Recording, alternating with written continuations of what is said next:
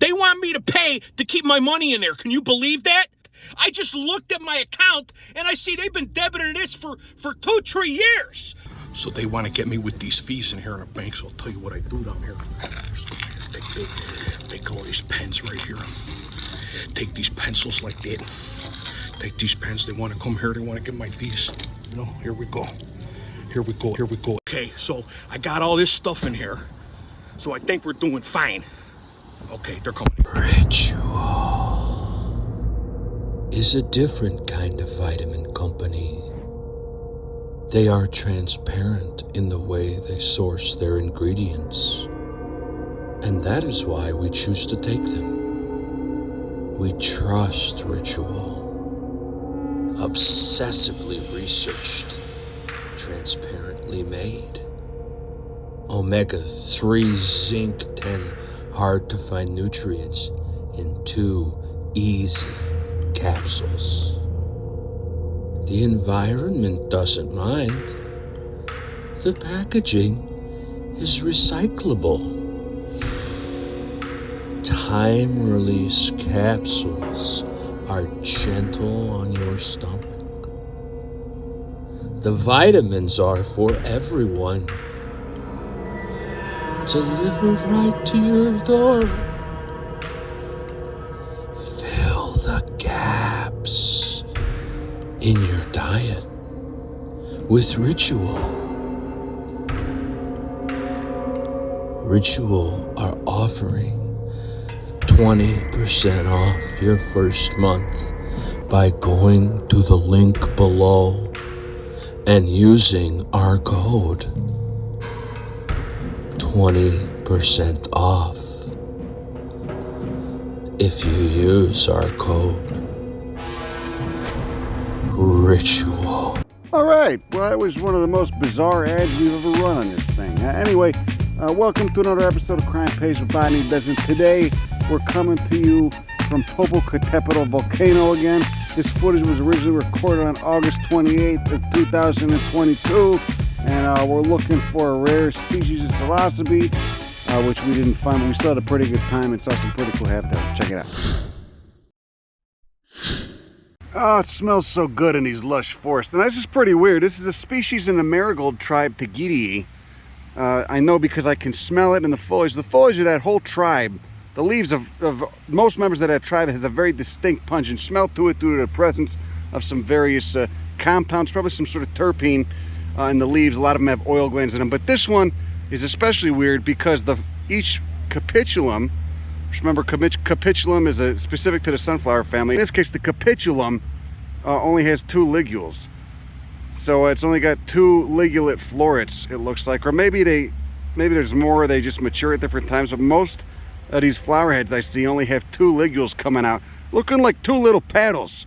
All right, so you got a marigold with a very distinct floral morphology. You can see that kind of dentate margin to those leaves with those glands at the end, which is very distinctive for the marigolds, for Tagetes. All right. Of course, a lot of grandmas, a lot of abuelitas love those damn marigolds. So you'll see a lot of members of this tribe domesticated and found in gardens all over the goddamn world. You can see it's just thriving in this little ravine right here. And of course, over there, those red bastards, you got some dahlias, another member of the sunflower family. It's cultivated like hell and been you got numerous cultivars present. Humans been tampering with that genome by hybridizing and breeding for a couple centuries. Okay, so what do we got going on here? Who's this guy, Alan? This is Lythraceae hypertropicalis, and this is the best indicator species for Psilocybe zapaticorum. It's got a similar stem. It's got that flacose stem. It's very similar, but Psilocybe zapaticorum stains blue and this one doesn't. And it also has these kind of like inequihymeniferous gills, which means the spores mature at different rates. So they end up being kind of mottled. How do you say that? Inequihymeniferous. Okay. And then this also has jet black spores, so it'll have a black spore print, whereas zapaticorum has a purple spore print.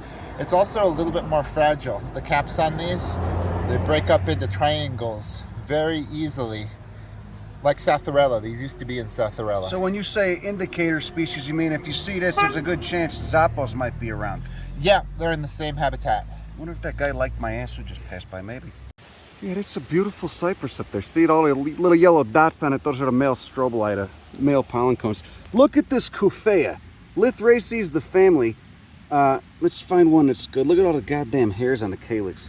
I wish I had read up more on this family. It's, you know, you get they're high elevation, very mesic forests, very wet forests in Mexico in the neotropics. Look at all the trichomes, the gland-tipped trichomes on the calyx right there. But look at those two little petals, those two little oar-shaped petals, clawed petals. I forget what the adaptive benefit of those those is, but the whole genus Cuphea has it, and it's a dead giveaway. This is a diminutive one. There's quite a few larger species. Yeah, pretty cool. Same family as pomegranates and a purple loosestrife, the really bad invasive in North America. But anyway, a crepe myrtle too is in that family. God, I fucking hate crepe myrtles. I'm sorry, I do. They're just beating over the head with them in southern horticulture. Stepping over here to the dahlias, look at that purple luster. Look at that purple sheen. Pretty waxy on that stem too. This one's not in flower. Let's go take a look at this one. All the leaves are dropping moisture, so I'm getting wet. You can see why these things are so common in horticulture, because they're quite beautiful. Member of Asteraceae. Look at the base right there. You can see those phyllaries basically subtending the ligules right there. Well, would otherwise be the petals in any other flower if this weren't Asteraceae. But of course, since we're talking Asteraceae, they're ligules, aka rays. And then you got these little, I don't know what the shit you call those. Maybe they're just phyllaries. They look like little petals coming out the bottom of the flower. And of course, dahlias, you know, there's some mutants that have been cultivated. You know, they have way more petals than any flower in any flower head in nature would have. But take a look at the inside of those flowers. Oh, yes, you can see all those tiny little flowers are opening. The outer ring is opening first, and they start to open towards the center. So you got, again, that centripetal maturation. The outer flowers in a sunflower are always going to be opening before the ones in the center. But look at that beautiful spiral. Oh, and again, this is just, and then the leaves are dainty as shit too, very pleasant. And there's the flowers before they open up, looking like a little, just a great fucking genus. And the neotropics. You can see why they're so common in gardens. Look at it. You just see them all over the road, just hanging off. Probably doing a Hummer pollination. Insects can hit it too, as you can see. But of course, you see that red flower kind of points to Hummer pollination. So, ugh. See who's in there right now. Look at those guys. Look, they're just doing a dance, getting in there, just spreading the pollen around. Look, there's two banging in the back right there. You don't always want to bang in a flower. How about that? You got all kinds of oaks and cottonwoods, poplars, and what the shit. And then, of course, our old friend Cuphea Lusitanica, aka Hesperocyparis Lusitanica. Since it differs from the old world cypresses, you know, that turns out that Atlantic Ocean is a big vicariance barrier. So it's a good isolating mechanism for you know, putting a fork in the road of an evolutionary plant lineage. There you go. You got the microstrobili right there. See that? The pollen cones, not quite open yet, but they're about to. Like most conifers, it's wind dispersed. Okay, wind pollinated, and then those, of course, are the megastrobilida of female cones. The foliage on this smells incredibly pleasant. Okay, and again, since the climate here is similar to the Pacific Northwest and San Francisco, this is a tree that would do great as a street tree in San Francisco. You're not going to have so much luck in the coastal Pacific Northwest with Arizona cypress. A lot of them will struggle because they're just too prone to rot, but this guy would do great. Cuphea Lusitanica. They grow fast as shit. They're just a fucking wonderful tree, as you can see. Is that a Montanoa back there? I can't tell. Yeah, there's a Montanoa, a nice member of Asteraceae. Very distinct palea, receptacular bracts on this genus. Vicky Funkstead, R.I.P., wonderful woman. Anyway, there you go, Hesperocyparis Lusitanica. High elevation, from the high elevation, verdant green, lush forests of central Mexico. And I think goes on down into Guatemala too, but always high elevation at these lower latitudes. So that's Cuphea Lusitanica, and that shit over there, that is a juniper, and the differences are very subtle between them. And look at what the camera starts bending, the light rays start, there we go. The light rays start bending when it's not enough light and I'm trying to go deep. Anyway, so that's a juniper, same family, but different genus than this cypress. You gotta. If you're unsure, if you can't tell the subtle nuances between the foliage, you gotta just look at the cones. But anyway, a lot of identifying plants is just knowing the gestalt. Okay, so like I see this calyx right here. I see the shape of it, and I see. I mean, of course, the flower structure gives it away. But even just seeing the shape of those calyx, those sepals, I'll know this is Malvaceae. It's the cotton family, and of course, there's that flower, the inside of which looks somewhat like a hibiscus. You got all those stamens whirled around a column, and then of course, if you were to dissect that column is hollow, and inside you have a style and a stigma. So you got the gynoecium there, and then of course the ovary would be, it's a superior ovary included within those sepals right there. Doing very well for itself here in these very wet forests. Okay, Alan, here we are. We're on a Popocatépetl again. You can look at this substrate. You see this kind of black volcanic sand. Do you want to tell us what we're doing here today? We're looking for mushrooms today. Okay, what species in particular do you think we might come across? This is a good spot for Psilocybe muliercula.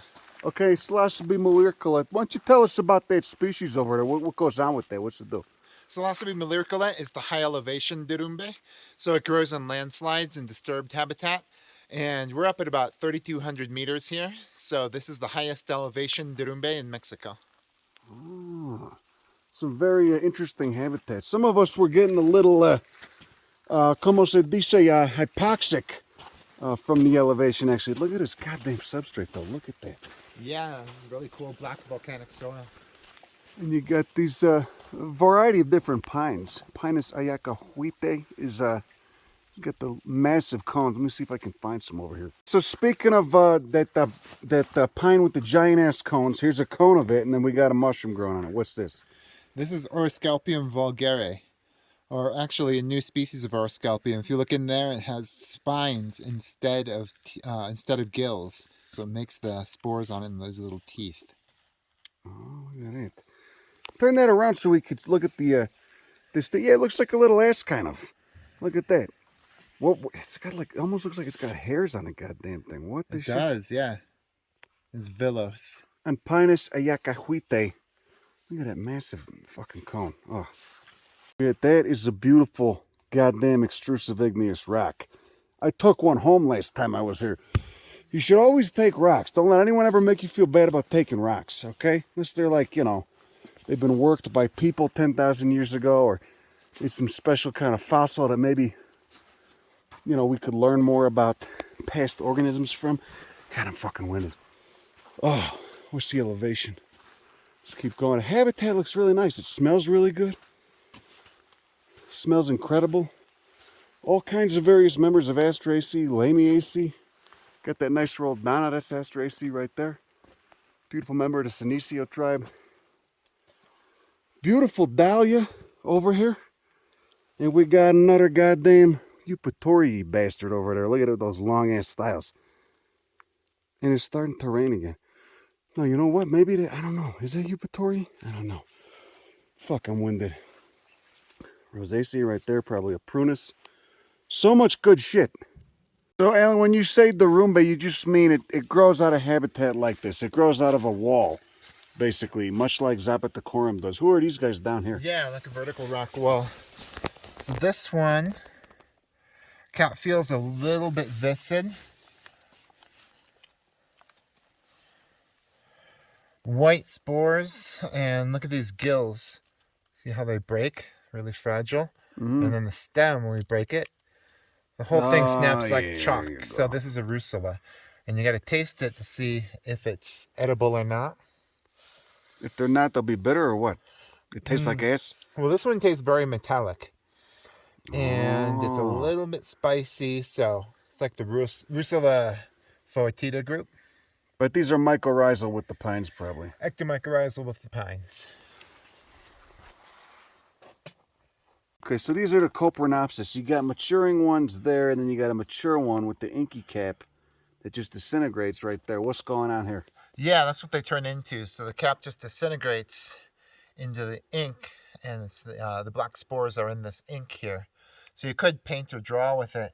But the really interesting about this is that it's in Coprinopsis section atramentary, and that means that it contains coprine, which is it has an interaction with alcohol. So if you eat some of these mushrooms and then you drink alcohol within a few days, you'll get real sick. You'll be pissing out your ass and just miserable. Yeah, it causes formaldehyde to build up. And so they give it to drunks sometimes so they can't drink, right? It would work for that, but they have a prescription that's based off of this molecule, and I think it's called like Antabuse or something. And what purpose does that molecule serve in a fungus? Do we know? No. So much left to study, huh? Yeah. Can't get over how beautiful this soil is, this substrate. Volcanic soil is often so rich. You know, you get the new stuff being puked up by the earth onto the surface. You know, compare with a place that hasn't had volcanic activity, in a while, where a lot of the minerals have been leached, like Western Australia. But just the massive boulders, massive pines, and probably during heavy rainfalls, flash floods through here. So soothing is the sound of gentle rain in these desolate mountains on a volcanic soil.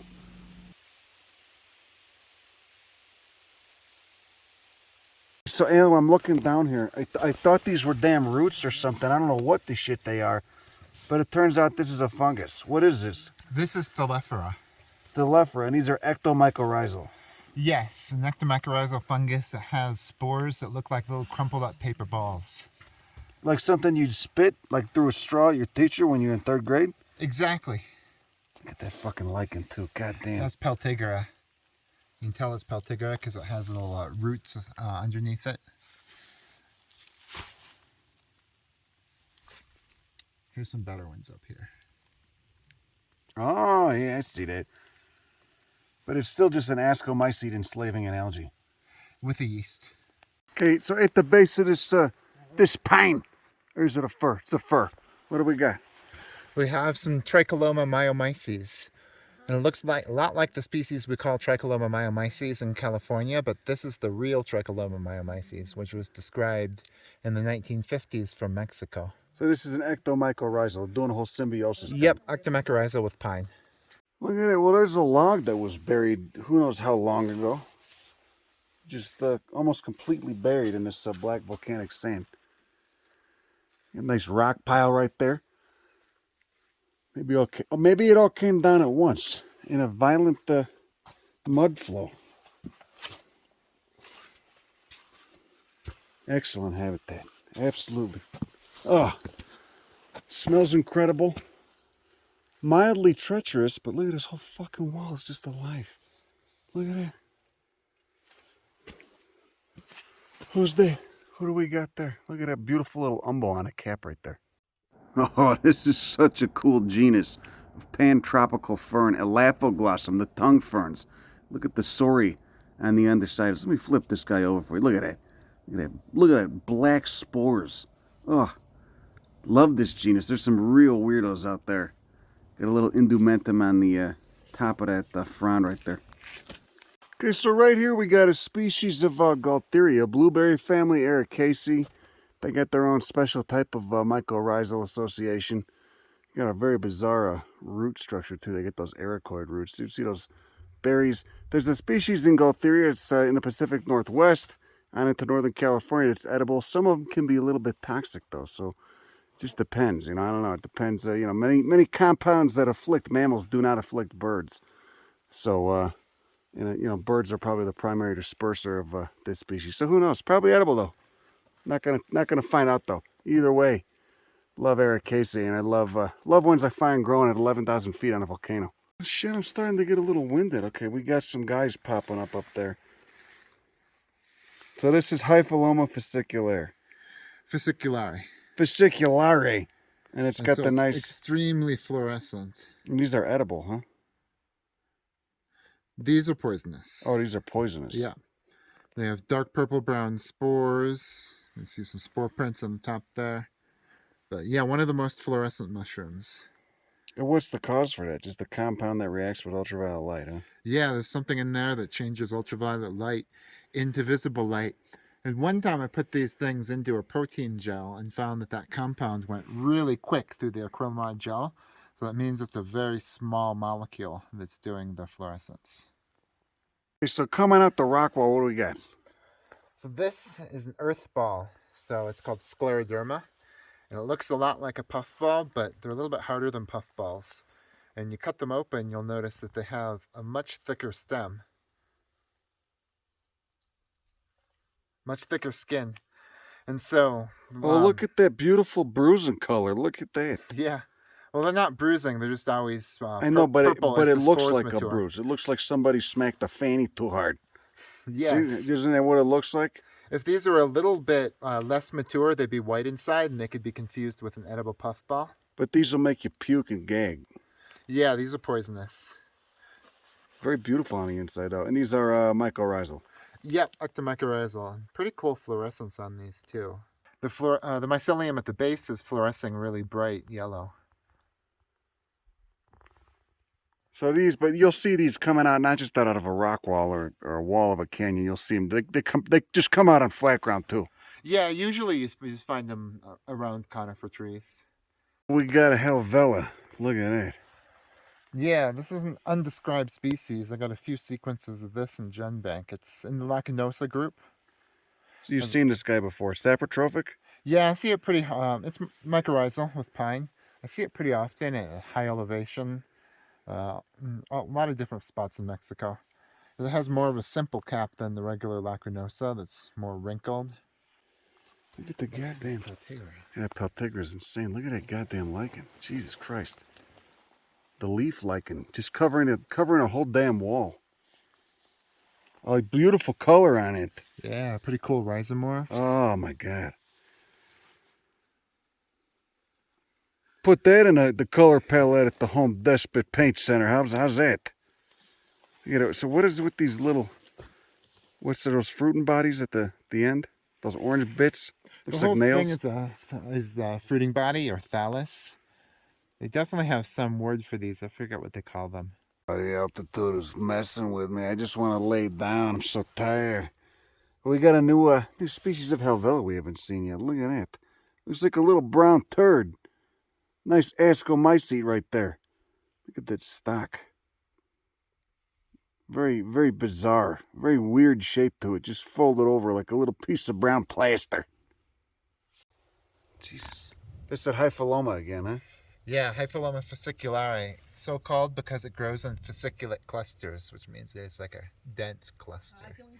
Well, our search for Psilocybe muliercula, the highest growing Psilocybe, got cut short by a hailstorm, and now we're getting pelted con mucho yellow. This is awesome. So you can see it's starting here, and I bet during a heavy rain, like maybe in a couple more minutes, this will just turn into a very violently running little stream.